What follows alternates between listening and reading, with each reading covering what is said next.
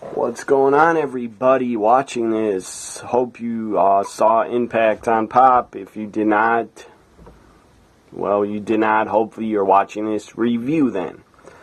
Maybe you don't have Pop TV on your cable system or satellite system or whatever you have for TV service.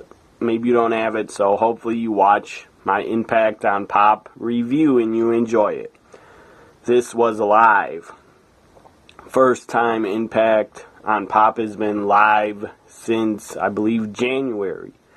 So 2 months ago they were live. And they were live again tonight, back at the Impact Zone, Universal Studios.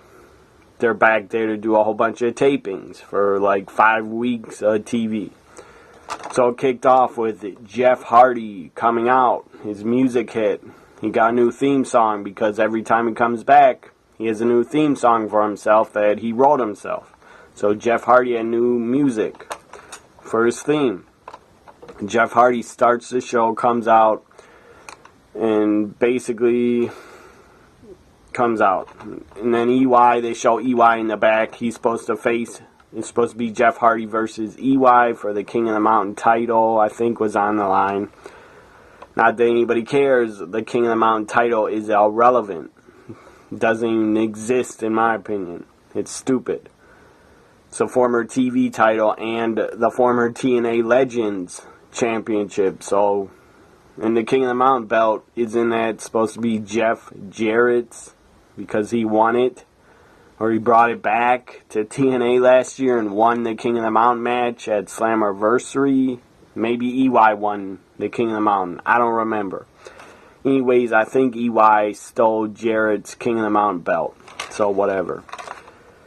Nobody cares about the King of the Mountain belt.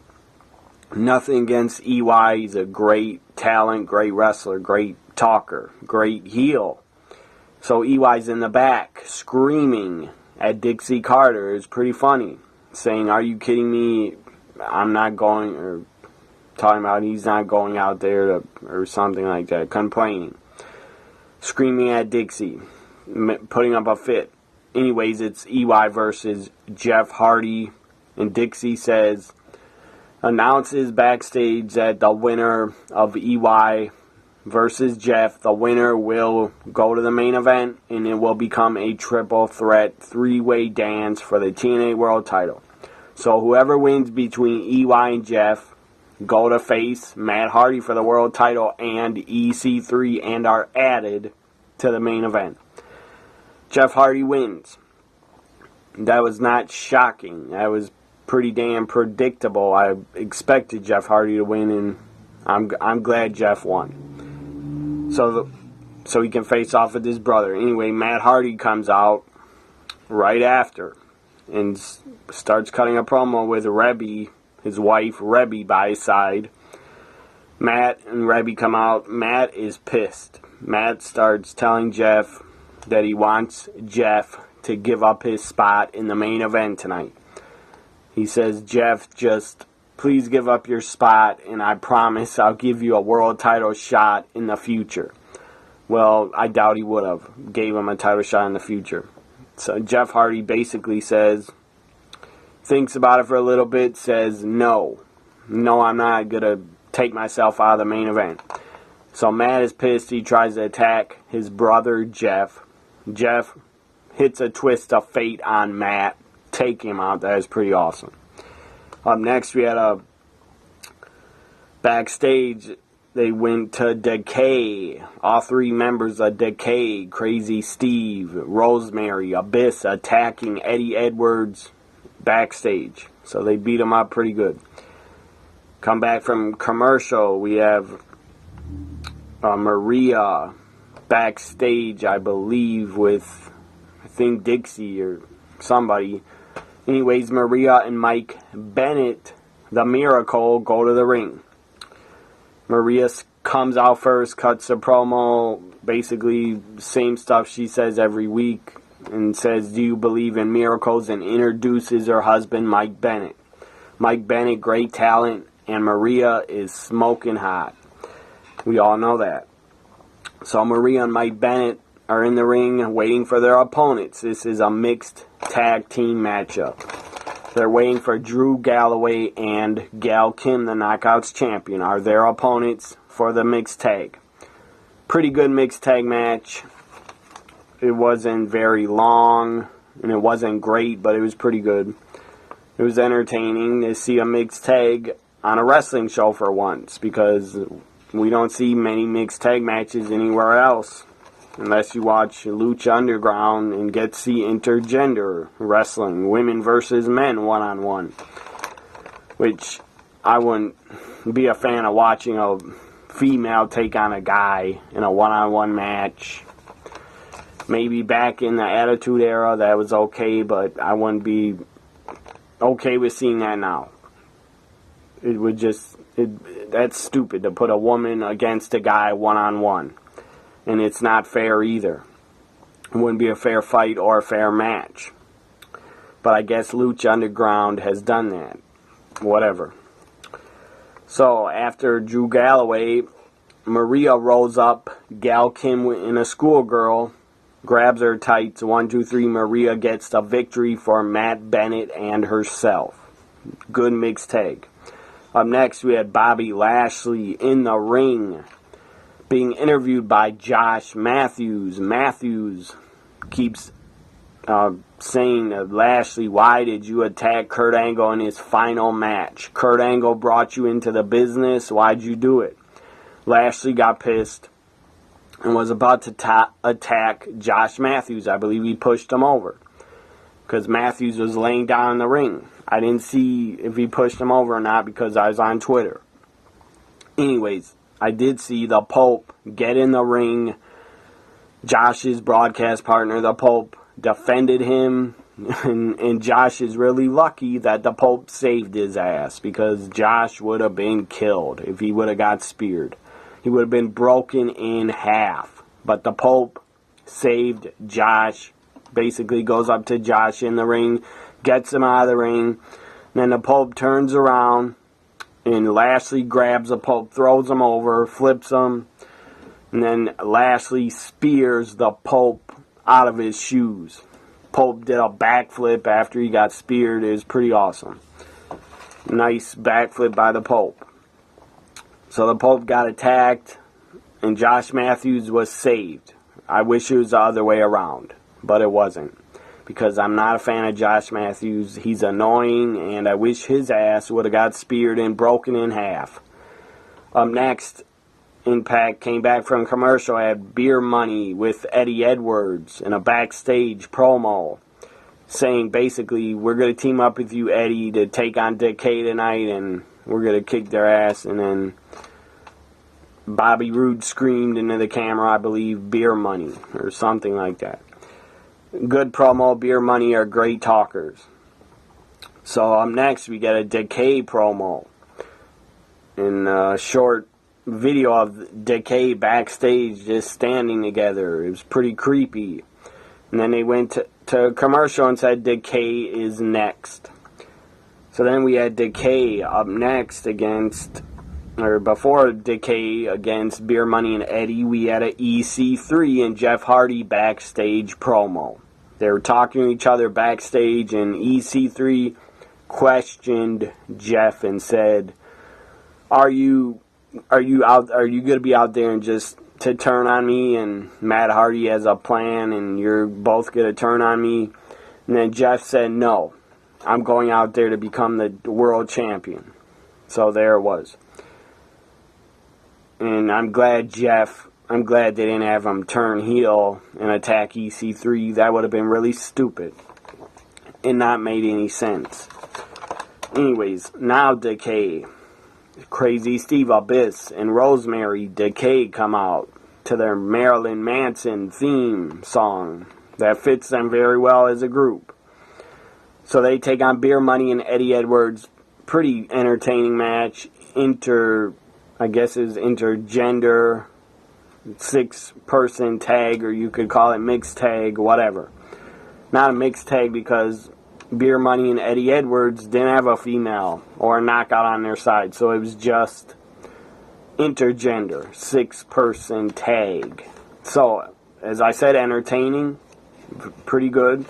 Rosemary got in the ring once, climbed on top of Bobby Roode, started punching him, and then she jumped off him and tagged out real fast. Anyways, Beer Money and Eddie Edwards lose. James Storm towards the end of the match, right before the finish, James Storm dove over the top rope onto Abyss, and after he hit Abyss, and then he fell to the mat on the outside, you could clearly hear James Storm scream. He screamed the F word. He just screamed when he landed, I guess when he landed on his knee on the outside of the ring, or maybe hit his knee on Abyss's head, I don't know, and he injured his knee. I think he injured his leg or his knee because he screamed really loud. You could hear it on camera. He screamed, fuck. And then he kept screaming swear words because obviously he was pissed off and he was hurt. And he was laying on the outside of the ring. The ref got out of the ring, went to check on James Storm to see if he was really hurt or what, or to see if he was okay.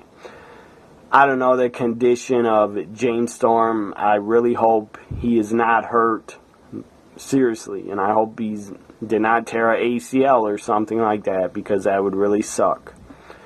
But the ref was still on the outside. Crazy Steve had a pinfall, and then the ref got in the ring real quick and did the finish. 1, 2, 3, Decay wins. I like Decay as a group. Rosemary adds a lot to them. She's pretty damn creepy. Up next, we had Rebby Hardy backstage, whatever her last name is. I believe it's Hardy. Rebby backstage yelling and putting down Dixie Carter, yelling at her about how dare you do this to Matt and stuff like that. Putting Matt in a three-way. And then Matt is back there with Rebby, and then Matt says to Dixie, I'm going to punch the referee in the face and I'm going to get DQ'd and your main event is going to be ruined because I'm going to punch the ref. And then Dixie goes, well, I thought you might say that and do that, so that's why I'm making this triple threat main event a no count out, no disqualification match for the world title. Matt is pretty angry about that. So good job, Dixie, making no DQ. But EC3, it being no DQ, EC3 got pretty screwed and got attacked by a lot of guys. I'll talk about that in the main event when I'm there. So, next we had Eli Drake come out with Billy Corgan, who's a TNA executive. I don't know if he's a booker or if he's on the creative team. I don't know. But Billy Corgan, the guy is the leader of the Smashing Pumpkins rock group.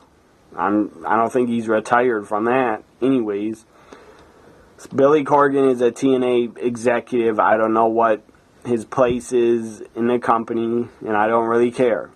He comes out with a microphone and tells Eli Drake, calls out Grado, and says, Grado, bring your briefcase. I guess Eli Drake has a briefcase for the King of the Mountain championship shot or something like that. So then Billy Corgan tells Grado, give the briefcase back to Drake. Give it back to him right now. And then he gives it up. And then Billy Corgan says, I'm holding a contract for Grado to sign a new contract to be in TNA Wrestling, part of the roster. Because Grado was fired in Feast or fired. Grado was fired. He was the one that was picked, and his briefcase, I believe, said he was fired. So Grado has been trying to get a job week after week. He's been showing up on Impact. He was wearing a mask. I don't remember this stupid gimmick name they gave him under the mask. Old Doyle, or I called him Old Dork, because it was ridiculous. Grado under a mask. It was stupid as hell. Anyways, Billy Corgan says this contract is going to be hanging above the ring, and you are going to have to fight for it right here tonight in a ladder match. If Eli Drake gets a contract, he can rip it up. And Grado will not be a part of the roster and will be gone. If Grado gets a contract, he's part of TNA again. Pretty good ladder match. It was better than I expected. Could have been a little bit longer, but whatever. Wasn't that long. I gotta get up for a minute.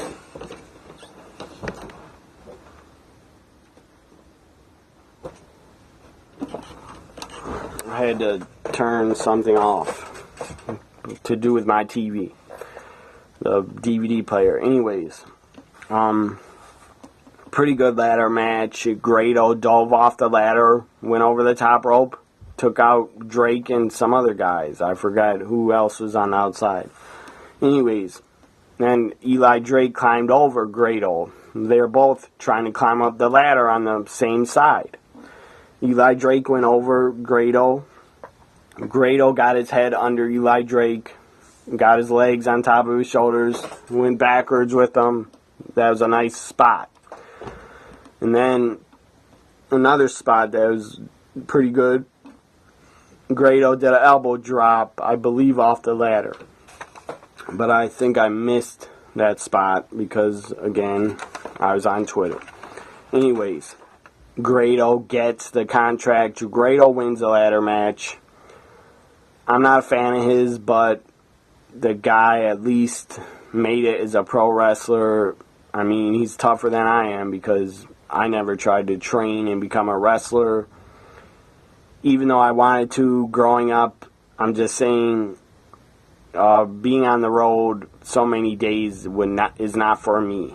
And taking all those bumps is not for me. It's not what I would want to do. Even though it'd be a great life and you get paid a lot of money, I just take all those bumps, and being on the road so much is not for me. I just would prefer being a big fan more. I prefer being a fan more than trying to get in the ring and make it a career. Anyways, and I really prefer booking over being a wrestler anyways. If I could book for a company, I'd rather book and create storylines and create stars than wrestling.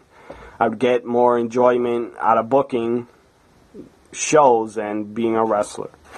Anyways, congratulations to Grado. He wins a ladder match and he's back in TNA. Now we have the main event. Up next, Matt Hardy, the world champion, defending in a triple threat against EC3 and Jeff Hardy, his brother.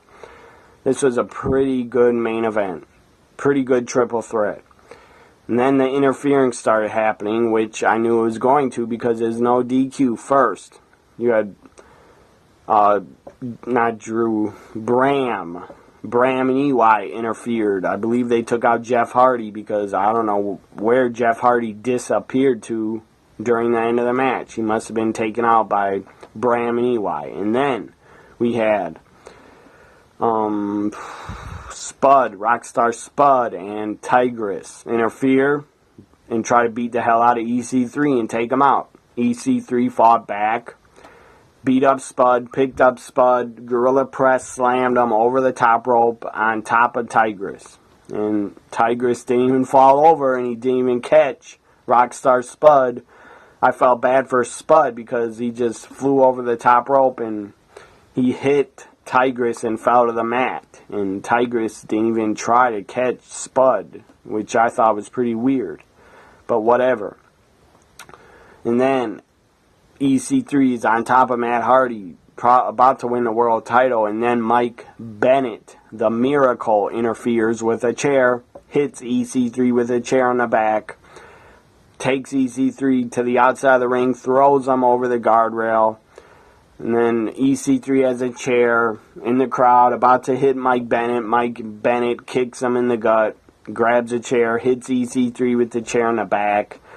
EC3 was really beat down in this main event. The guy was triple teamed by Spud, Tigress, and Mike Bennett. So EC3 got screwed.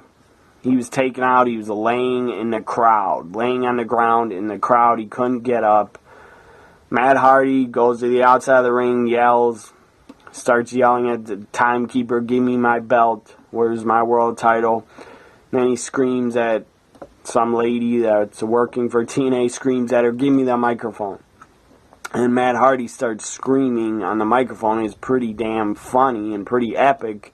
He starts going up to every fan around ringside, going up to them, yelling at them that they're losers and they suck and they're pathetic. And Matt Hardy's screaming, "I am iconic."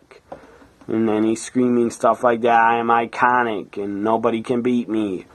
And then he starts going near the entrance way like he's getting ready to walk up it. And then music hits. Whose music hit? Drew Galloway. His music hit. He came out with his briefcase. He was holding his briefcase. The crowd popped pretty much, but they could have popped a little bit louder. Anyways, I think a lot of those fans in the Impact Zone, a lot of them are non-wrestling fans because they just get to go to TNA for free if they go and pay for Universal Studios. So a lot of them are probably not big TNA fans. Some of them I'm sure are, but some are not. The fans in the crowd that are wearing wrestling shirts and TNA shirts and WWE shirts, I'm sure they are real fans. But the rest of the people I don't think really are and don't even care to cheer. And I'm afraid the fifth and final week of TNA being in the Impact Zone, the fifth week of tapings that they show on Pop, I'm really afraid that crowd is going to be dead silent because they're not going to care anymore when they're watching like the seventh, eighth hour of TNA wrestling. They are not going to care and they're going to be really silent and it's going to be pretty sad. That's why TNA, I think, has to do at least one live show a month to get their fan base to care about them again. They got to. And to get new fans to watch them, they got to do at least one live show a week. Or not a week, because they couldn't afford that. And Pop TV wouldn't pay for it. One live show a month. They really got to start doing that in 2016, in my opinion. If they want to keep their fan base. But then there's hardcore fans like me that will watch TNA even when they're taped for 2 months. But if they start taping their shows, and I'm talking about a 3-month-old show that they keep putting on TV, or that they're putting their show on, and it's 3 months old or 4 months old, I will quit watching like I did last year because I can't take that shit. I'm not going to watch a wrestling show that was taped 4 months ago when you had guys like James Storm on it last winter before Christmas for the World Title Series. You had guys like James Storm on the show. That was taped in July or August, and he was already in NXT, and he was gone from TNA. Austin Aries was also on the show, which he was gone out of TNA already, and they were showing him on the show. Also, you had, I believe, Aries, James Storm were on it. They were gone already. Some other talents were probably on it, too, that are no longer with TNA. And we all know Aries is with NXT, signed a full-time contract. And we know James Storm decided to return to TNA because they gave him a new contract and good money. Good for him. That he got a great deal out of TNA for his family and himself. As I said, EC3 was screwed because he got beat down by so many guys. He was like triple teamed, so he couldn't win the world title when you're being triple teamed. Anyways, Drew Galloway comes out right away, attacks Matt Hardy, throws him in the ring. The bell rings. Drew cashes in his briefcase. His briefcase had a world title shot that he got in Feast or Fired. And I do believe TNA started Feast or Fired before WWE started them. I'm not sure if TNA started Feast or Fired briefcases before Money in the Bank started. I don't really know. I know that Money in the Bank started in 2005 at WrestleMania 21. I don't know when TNA started Feast or Fired. Maybe before that, or maybe a year or 2 years after that. Doesn't really matter. Feast or Fired is different than Money in the Bank because they have 4 briefcases with 3 title shots of any title, or of the 3 titles, knockouts, tag, world title, and the 4th briefcase has a fired slip saying you gotta leave TNA. So it's much different than Money in the Bank. They are not the same. The only thing that is similar is they both carry briefcases. And they do in the WWE also when somebody wins Money in the Bank. They usually carry the briefcase around forever until they cash in. Drew Galloway cashes in, wins a world title, defeats Matt Hardy. Great way to end TNA's Impact on Pop with a world title change, because you don't have pay-per-views every month anymore that are live to do world title changes, so you got to do them on TV. I was very happy to see a world title change tonight. Very happy for Drew Galloway. He deserves it. He's busted his ass in wrestling for many years. He was held down, in my opinion. He was held back and held down and underutilized and misused in the WWE. So I'm happy for him in TNA that he is the world champion. Congratulations, Drew. You deserve it. Very happy Drew is the new world champion. Great end of the show having a world title change. I'm even more happy the title's off Matt Hardy, because Drew will be a great world champion. EC3 will probably go into a feud with Mike Bennett or Rockstar Spud now. Or probably Mike Bennett, because Mike Bennett's the one that attacked him last. Matt Hardy will probably feud with Drew for a little bit, 1 or 2 months probably, over the world title. I don't know what TNA is planning for Jeff. I have no clue. Anyways, hope you enjoyed this Impact on Pop Impact live review. Hope you enjoyed it. Hopefully you got to see the show. If you didn't see it live, hopefully you got to tape it and you can watch it later. It was a pretty good show. And the end was the best, with Drew Galloway cashing in, winning the TNA World Heavyweight Championship. That was the best part of the show. Very good end to the show. Follow me on Twitter at TNA WWE Guy. That is me. That's where I tweet from basically for every wrestling show. That is me, by the way. It's not somebody else. I've had some people write me on Twitter actually asking me in my videos, am I really TNA WWE Guy? Yes, I am. I don't know why someone would think I'm not, and whatever. I guess they didn't believe it, that me making these videos, they didn't believe that I'm TNA WWE Guy on Twitter. Well, I am. Anyways, follow me also at NXT WWE Guy. Tonight's Impact was pretty damn good because it was live. Crowd was into it. It's a different feel to the show when you watch it. When it's live, it feels like a big show and it's fun to watch. When it's not live, it's not that fun to watch.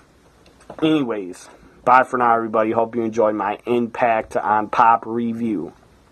Next week, I might do a review on Impact on Pop. I don't know. But tonight, I wanted to do a review because it was live.